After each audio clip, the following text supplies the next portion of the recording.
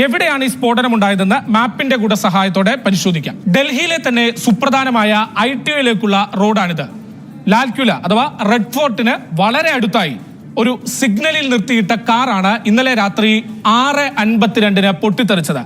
കൃത്യമായി പറഞ്ഞാൽ ലാൽക്വിലയിൽ നിന്ന് ഏതാണ്ട് 500 മീറ്റർ അഥവാ 1/2 കിലോമീറ്റർ മാത്രം മാറിയാണ് ഈ ഉഗ്ര സ്ഫോടനമുണ്ടായത്.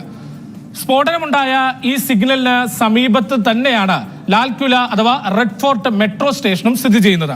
സ്ഫോടനമുണ്ടായ സ്ഥലത്ത് നിന്ന് വളരെ അടുത്താണ് ഡൽഹിയിലെ തന്നെ ഏറ്റവും തിരക്കേറിയ മാർക്കറ്റുകളിലൊന്നായ ചാന്ദിനി ചൗക്ക് മാർക്കറ്റ്. കൃത്യമായി പറഞ്ഞാൽ ഈ ജംഗ്ഷനിൽ നിന്ന് വലത്തോട്ട് തിരിഞ്ഞ് 2 കിലോമീറ്റർ മാത്രമാണ് ചാന്ദിനി ചൗക്ക് മാർക്കറ്റിലേക്കുള്ളത്. പ്രത്യേകിച്ചും വൈകുന്നേരം സമയങ്ങളിൽ ധാരാളം ആളുകൾ എത്തുന്ന ആ മാർക്കറ്റായിരുന്നോ ഉന്നമെന്നും നിലവിൽ സംശയിക്കേണ്ടിയിരിക്കുന്നു.